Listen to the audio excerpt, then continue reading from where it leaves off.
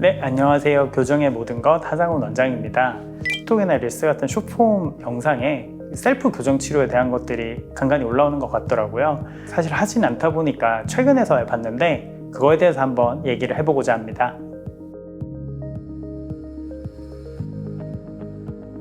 셀프 교정기라는 게 효과가 있나요? 네, 효과는 있긴 할 거예요. 약한 힘을 계속 주게 되면 움직이거든요. 그래서 예를 들면은 어린아이들 같은 경우에 이제 골격적인 문제가 없고 치아 하나만 딱 반대로 나는 경우가 있는데, 그때 서랍자 아시죠? 서랍자를 방향에 맞춰서 물라고 시키면 그것도 금방 넘어오거든요. 그래서 어떤 힘을 준다면 치아는 무조건 움직이니까 셀프 교정 치료도 효과 자체는 있을 겁니다. 그런데 오히려 효과가 있어서 더 문제라고 볼 수 있습니다.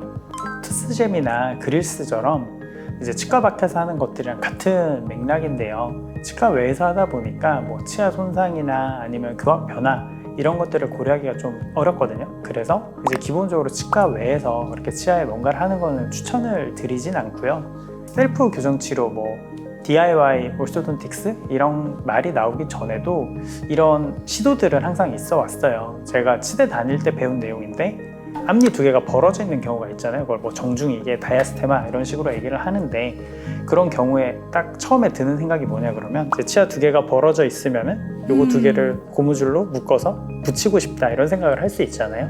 그런데 이제 치대에서 배울 때 이게 절대적으로 하면 안 되는 이제 행위로 배우는데, 그 이유가 이제 치아 두 개가 떨어져 있을 때 고무줄로 묶고 나면은 처음엔 붙는 것 같은데 얘네가 이제 점점 고무줄이 뿌리 쪽을 파고들게 되거든요.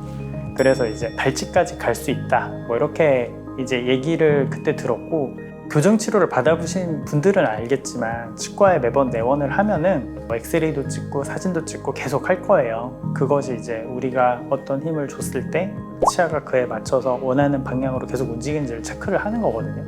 그래서 혹시나 우리가 의도하지 않은 방향으로 움직이면 그걸 바로잡고 뭐 이런 식으로 치료가 진행이 되는데, 집에서 하게 되면 그런 과정이 있을 수가 없잖아요. 의도치 않은 방향으로 부작용이 일어날 수가 있으니까 하지 않는 것을 추천드립니다.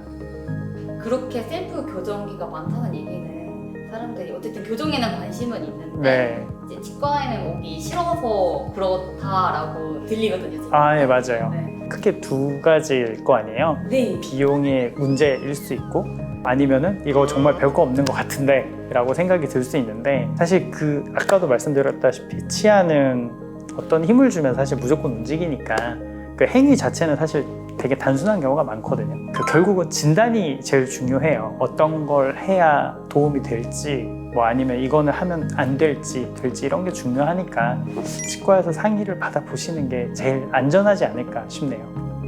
네, 오늘은 셀프 교정, DIY orthodontics에 대해서 얘기를 해보았는데요. 이런 것들이 사실 뭐 교정치료 비용의 부담이나 이런 것들 때문에 좀 유행을 하는 것 같긴 한데, 그래도 좀 위험하니까 되도록이면 하지 마시고요. 좀 부담스럽더라도 한 번쯤 치과에 가셔가지고 상담을 받아보시면은 그 비용 부담을 덜 만한 치료 계획을 세울 수도 있거든요. 그러니까 치과에 가셔가지고 상의를 받아보시고 교정치료를 받으시길 빌게요. 지금까지 교정의 모든 것 하상훈이었습니다. 감사합니다.